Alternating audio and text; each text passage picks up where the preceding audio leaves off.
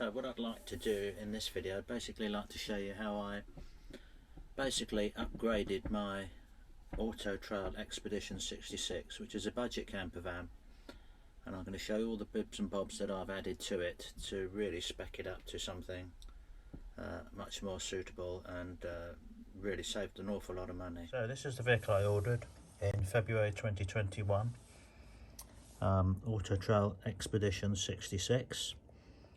I was originally looking to buy a second-hand vehicle, but when I see this one being advertised for the actual bargain price of only £36,670 on the road, you know, I was looking at 10-year-old vehicles that weren't, you know, any cheaper really. So I thought, if I can get a brand new vehicle for that sort of money, why not?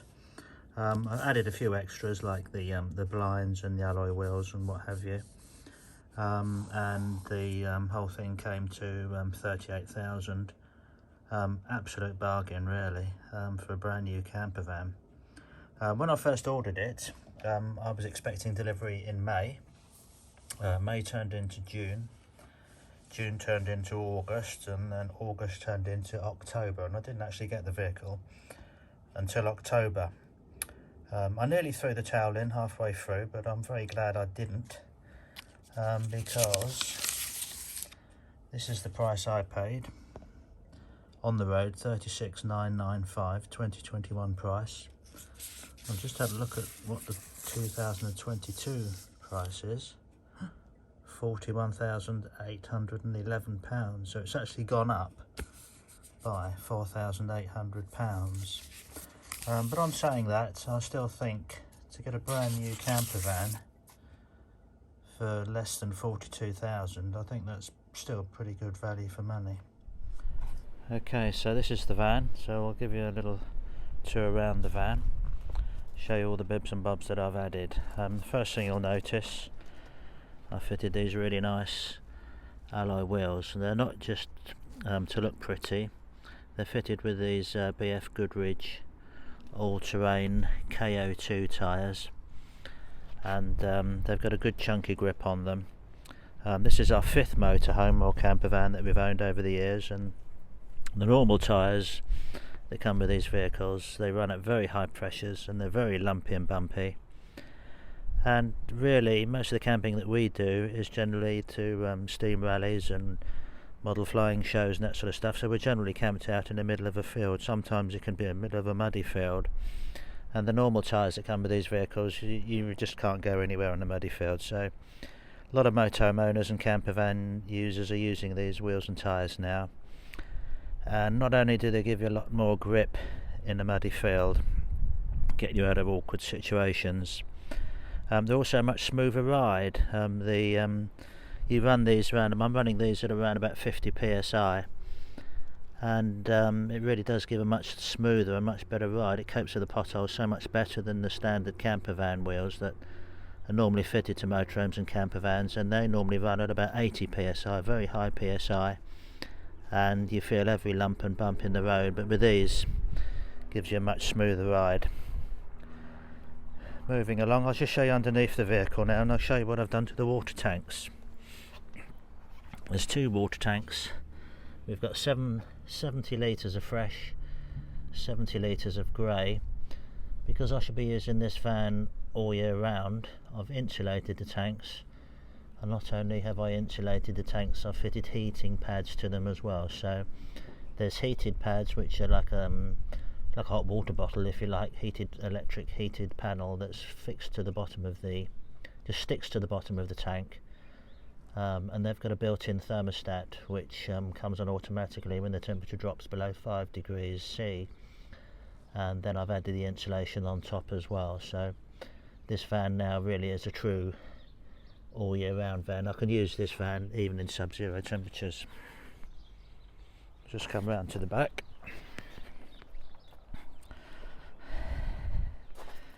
I've fitted a bike rack onto the back of the van. I've just got to fit I've just taken temporarily the bits so that the bike goes on. You'll see those in the garage in a moment. But when I first ordered the van, I asked them if they could fit a bike rack, and they said, yeah, certainly sir. That'd be £550 please. And I did actually order it, but then when I did some research afterwards, I realised that you didn't need to drill any holes in the back of the van. This thing just literally glues and clamps onto the back door.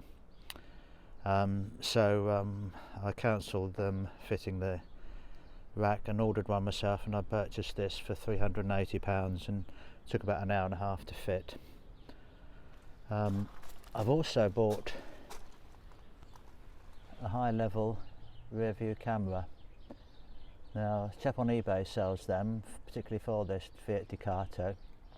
It comes with the camera and it's got a built-in sort of 3D printed mount, and that just fits onto the high level brake light without any drilling or screwing. It's even got a drilling holes in the van or anything. So that just fits in ever so easy. It took about a quarter of an hour I think to fit that, so that's and that just connects to my double DIN unit that's in the front of the vehicle. Come around to this side, no real modifications here. That's where the electric goes in. You've got your grey and freshwater waste tank there. Got a vent there for the exhaust for the whale under belly heater. You've got two heaters on this vehicle. You've got a whale water heater and a whale habitation heater, blown air heater, that runs on gas and electric, and they're actually fitted underneath the vehicle, so they're not actually taking up any space in the van. You've got your door there for your cassette toilet and the two vents there for the fridge. I'll just show you what's on top of the van, what I've done to the top of the van. There's the just before the solar panel there that I've fitted, you can see one of the mounting lugs that's already pre-installed onto the van. They're the lugs that I should be using to mount the 3.7 metre Fiamma awning, so I won't need to do any drilling. The awning just literally bolts onto those existing fittings. 150 watt solar panel I fitted. It actually came with black mounting brackets, and I've painted the side of the panel black as well, just so it blends in with the vehicle a bit better. And this is the rear skylight. I've also keyed that down with some wet and dry and painted that black as well, because it just looked awful, a great big white lump sitting on top of a black van. So I painted that black, blends in a lot nicer. And that's the omnidirectional aerial, which was white, and again I've also painted that black, just so it all blends in a lot nicer. So around on the off side of the vehicle now, I fitted a omnidirectional TV aerial, and that's the solar panel there. You can see the flange there where the wires go in with the power from the solar panel. A bit scary, I have to say, cutting a huge, or two rather large holes in the top of a brand new van. The old saying, you know, measure twice and cut once. So I think I must have measured probably 10 times from the inside and the out, just to make sure I got those two holes in exactly the right place. And I very carefully drilled a small pilot hole first, just in case I did get it wrong. As it happened, it was absolutely spot on, and then I could open up the hole, which I did with this fella. So that's what I used to make the hole, because for the aerial I think there's a huge hole, nearly 1 inch in diameter, to get the aerial through. So there you have that. So this is the Fiamma awning, which I've yet to fit. I should fit this in the spring. It's 3.7 metre Fiamma awning. It's in black, so it'll blend in very nicely with the van. These are the brackets that you need. You have to purchase them separately. I think there's 3 of those, and they just stick onto the top of the van with a bit of Sikaflex, and they actually bolt onto the existing fittings that are actually on the van. So you can fit this whole awning here without any drilling. That's my bike rack there, that just needs bolting onto the framework that I've already fitted to the van. These are the old wheels and tyres that were on the van. I mean, they're perfectly good tyres. They've got really nice alloys. I stipulated alloys when I ordered the van, but really I didn't need to, but I've got them now. So these are the wheels, and these are the camper tyres that I was talking about. They're good tyres, but they run at such a high pressure, and they really do make for a very lumpy and bumpy ride, as opposed to the wheels and tyres that I have fitted now. And of course, you know, we've had about 5 or 6 motorhomes over the years, and these tyres, you know, they're supposed to be mud and snow, but a little bit of wet grass and you just sit there with the wheels spinning, in my experience. So that's why I fitted the new ones. To show you into the back of the vehicle, on this side we've got access to the under-seat storage. Just got the mains cable in there and the wheel levelers. And on this side we've got the gas locker, 2 dumpies in there, either 2 4.5 butane or 2 3.9 propane. And that's a view straight into the back of the vehicle. It'd be nice in the summer and have the whole back doors open, let the air through. It'd be lovely. Have a look inside now.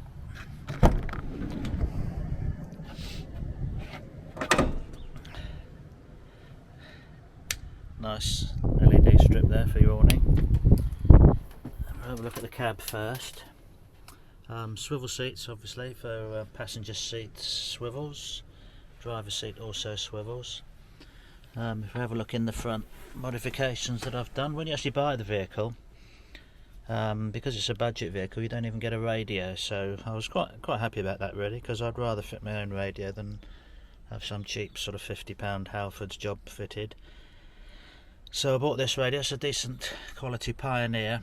I think that was about just shy of £300, I believe, and it's got Apple CarPlay and everything on it, so I can use that connected to my iPhone and have Google Maps and all the rest of it, and I use that for my navigation as well. Put a little bit of bling on here. This is just some company called Van X makes this sort of what do you call it, carbon fibre type stuff, just to sort of pimp it up a bit. That's the DAB aerial, which I had to fit. When you buy the vehicle, they ask you if you wanted blinds. It's a bit of a no-brainer. I think you've got to have the blinds. I think there was about an extra £600, but really so easy to use. That's the side blinds there. So, bit of a no-brainer. I think you really need the blinds. Normal Fiat cab. I believe this is a 2021 van. The latest 2022 vans, Fiat have slightly updated the vehicle. I don't think you can't really see an awful lot difference. I think that these grills are slightly different. I think they've done a slight tweak to the engine. I think it's still 140 horsepower, but they've done a slight tweak. And to make some of the top of the range vans all singing or dancing with lane control and automatic parking and all that sort of stuff, instead of hydraulic power steering, I think the new vehicles have got electric power steering, but apart from that, not a great deal has changed, to be honest with you.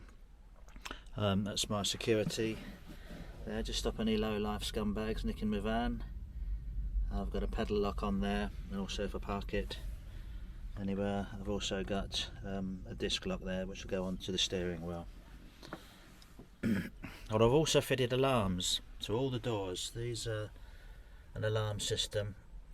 Every single door's got one of those fitted, and that's you know, a good investment, I think, having an alarm system fitted to your van. So this is the Pioneer double DIN unit that I've used with Apple CarPlay. There's my phone there. And I can basically use this for my navigation as well as listening to all my music. I've got Apple Maps there, everything there, Waze, navigation, Google Maps. I normally use Google Maps, and then I can just say to Siri, take me to wherever I want to go, and it'll do it. So that's the unit there. One good reason about buying a decent radio like this is that lots of them nowadays have built-in reversing camera input, so there's no need to spend hundreds and hundreds of pounds on a dedicated reversing camera for your camper van or motorhome. just simply buy a £50 reversing camera like I've fitted here. Cost me £50 for the camera, and that's connected to this Pioneer unit, and as you can see when I select reverse gear, there we are, view out the back, so that cost me £50, so there's no need to spend hundreds of pounds on a reversing camera. Spend your money wisely and get a decent doubled-in unit. I'll work my way around to the back of the van, left to right. You've got a good bit of storage up above the cab seats there, and then here you got your wardrobe, decent sized wardrobe. Didn't have to do anything in there really. Got your leg there for the table. Table's just stored there behind the driver's seat.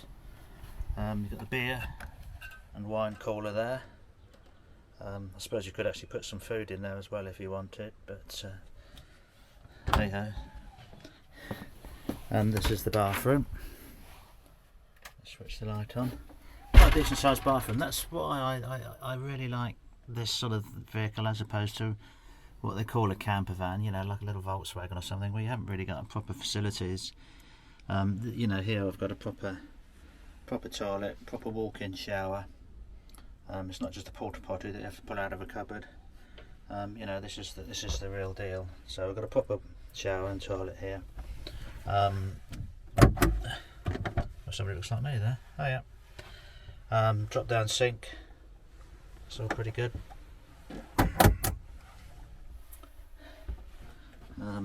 Didn't really have to do anything in there.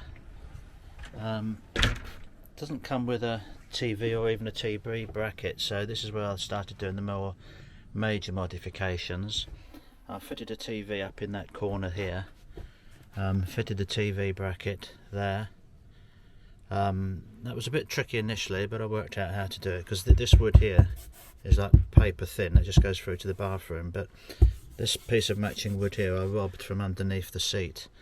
That was a piece of wood that was covering up the Sargent control panel. Didn't really need to be there, so I managed to rob that, and that I could get a really good fixing on this back piece here. That's solid timber there, so I've got a good fixing there, and it's just glued for the rest of the thing, and this is bolted through, so that's really solid. The TV just lifts off, it just unclips, and I can put the TV away when I'm travelling, and I can also put the TV away when I'm parked up, just for security reasons. Underneath here I've fitted some Bluetooth speakers, so I can listen to my music on the, you know, just beam the music from my mobile phone to the van. There's a little switch there that I've fitted to switch the Bluetooth receiver on and off, and inside the cupboard I've fitted the TV aerial, because again the van doesn't come with a TV aerial, so it's dead easy to fit, so I've fitted my own TV aerial. That's the amplifier. All the floors of all these cupboards here just come up, so it's quite easy to get some wiring in. So I've got all the wiring that I needed to do for the Bluetooth speakers and underneath there. That was quite a simple job. This is the hole I had to cut in the roof for the TV aerial, and there's another hole there with the PV electric coming down from the solar panel. Come around to this side of the vehicle. I'll show you all the electrics underneath this seat here that I've altered. I'll show you that in a moment, but just in the meantime I'll just show you along to the kitchen area. Quite a decent kitchen really. You've got double gas hob there and a sink. I think most of the time, to be honest with you, I'm probably not going to use a lot of gas, because I've got a microwave, and if I'm connected to the electric, or when I do eventually fit lithium ion batteries to the vehicle, then I'll just have a microwave sitting here and an induction hob. Got an oven and grill there as well, and then all these various cupboards with the bibs and bobs, cutlery drawer and other things there. Let's show you underneath this seat now, and I'll show you what I've done to the electrics. Okay, so this is the Sargent control panel. That's the standard control panel fitted to the vehicle. and here are some of the modifications that I've made. Now it's an absolute rat's nest of wires at the moment, so please don't criticise me on that. I will tidy the wires up at some stage. Probably do that when I get round to fitting the lithium batteries. So there's the Sergeant control panel. That's the factory fitted thing that runs pretty well everything. Because I fitted a solar panel, 150 watt solar panel fitted, I've fitted this MPPT solar charge controller, so that looks after the charge going into the battery. I'd recommend you go for an MPPT charger because that basically is a lot more efficient than a standard charger. This turns basically the whole 22 volts that you're getting off the solar panel into usable amperage to pump into your battery. That's just a display that come with it. I think that controller was about £85, something like that.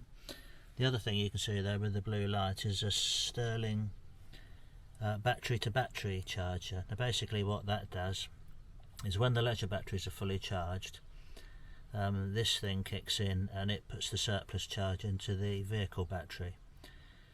So you know, you can pretty well guarantee you're always going to be able to start the vehicle because you're always going to have a fully charged battery on your vehicle. They did actually only come with one leisure battery, but I bought another one identical and just paralleled them up. So I've basically doubled the battery capacity, but I say I will be going lithium eventually. And these two switches here, grey water, fresh water, they're turning the heaters on for me tanks that are underneath the vehicle, the fresh water and the grey water tanks. That's about it really with the electrics. Bit of a rat's nest as I say, but we'll tidy that lot up once I get round to it. To get all the wiring in, I did have to sort of do a bit of dismantling, if you like. I had to unscrew this panel here. It's quite easy to unscrew. Unscrewed that panel, took this whole panel down, and then I was able to run all my wires. I've got the batteries under this seat here. I was able to run all the wires up behind here into the back of the cupboard and along here for the power for the TV and the power for the speakers. Round to the back of the van, there's another one of the alarm. I've got an alarm on every single door, and this is from a company called Van Alarm. The whole set, there's an alarm on each door, and the whole thing was £150, and that actually connects to another unit which I'm not going to show you because it's a bit secret where I hide it, that's got a GSM SIM card in, so if anybody interferes with the van, I will get a notification on my mobile phone, and I can, if I'm local, I can just sort of rush back and punch their lights out. I had to take all this panelling here off so I could get to the wiring for the high level brake light, and obviously that's where I connected the rear view camera. So all these panels are screwed on. To remove these panels, it's really quite easy. I had to remove this front panel and this back panel here. You have to peel these little things off here that are covering the screws. Quite easy to peel. Just warm them up with a hot air gun or a hairdryer, and then you can just peel them off. And I just peeled them off gently and put them onto a piece of polythene. And when I reassembled everything, put the screws back in, then you can just stick them back on quite easily. I've got a next base dash cam, and that comes with a rear view camera as well. So this camera here is all part of the next base dash cam. So not only am I recording what's going on at the front of the vehicle with that little camera there, you can also see who's coming up behind you. The wiring for that was quite easy. I just managed to sort of tuck that in all the way along here, and you can just see a little bit of it there. I couldn't hide that bit, but apart from that it was all good. And then it all just goes along here behind the control panel for the vehicle, around, and then up to the dash cam there. So just another quick pan round the vehicle.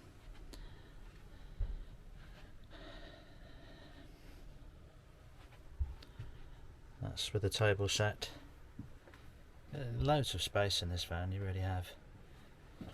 and kitchen unit there. Of course this comes up, gives you a bit more work surface, and if you're really slim like me you can still get out. You'll notice this van, being a British built van, has the habitation door on the near side, i.e. on the left hand side. Now we've had several motorhomes over the years and we did make the mistake of buying a Continental van. It was a right hand drive and it was a lovely big Rapido, but it did have the habitation door on the right hand side, which was downright dangerous if you ask me, for several reasons. Reasons why I recommend you buy a van with the habitation door on the near side is mainly because if you just want to pull up to the curbside and you want to go exploring or walking, then you don't really want to be getting out into fast moving traffic. And obviously if you've got the door on the near side, then you can just get out onto the pavement as opposed to getting out into fast moving traffic. And also particularly important if you've got dogs. We used to have dogs and we used to just pull up on a long journey, just pull up into lay-by, let the dogs out on the lead of course, just let them have a wee, which was you just couldn't do when we was in the Rapido because it's just too dangerous getting out into fast moving traffic. Another thing we found, because we do a lot of rallies, we go to various rallies and rally fields, we very often park up. When we had the Rapido, we used to park up, and then of course if your awning's on the off side of the vehicle and you're parked next to a British vehicle, you're awning to awning, so not only have you lost your privacy, you've also ruined the privacy of your next door neighbour to the right of you. So yeah, some beautiful foreign built vans out there that are right hand drive, but lots of them do have the habitation door on the offside, which in my opinion dangerous and not a good idea. So just bear that in mind if you're in the market for a new van. I'll just give a quick rundown on what the vehicle's cost me so far. Well, total really, I didn't spend any more on it. The van was £38,000, the awning was £860, the second battery £80, the alarm system, van alarm system £150, the Bluetooth speakers £39, the TV bracket £25, the Pioneer double din stereo unit £280, bike rack £379, the fancy alloys with the big chunky tyres £1,157, locking wheel nuts £40, the fancy carbon fibre air vents from Vanex £58, the water tank insulation £24, the water tank heaters £190, the omnidirectional TV aerial on the roof there £60, solar panel 150 watt solar panel £165, and the MPPT controller for the solar panel £85. So the total I've actually spent on the van is £3,600. So it brings up the total price of this vehicle to me £41,600. Now that's a bargain really for a van like this, brand new camper van. 41,000. Unfortunately the 2022 price, the van's gone up quite a bit, as I mentioned earlier, but at the end of the day, if you're prepared to do a bit of DIY on a van like this, you can make a very nice van for a budget price.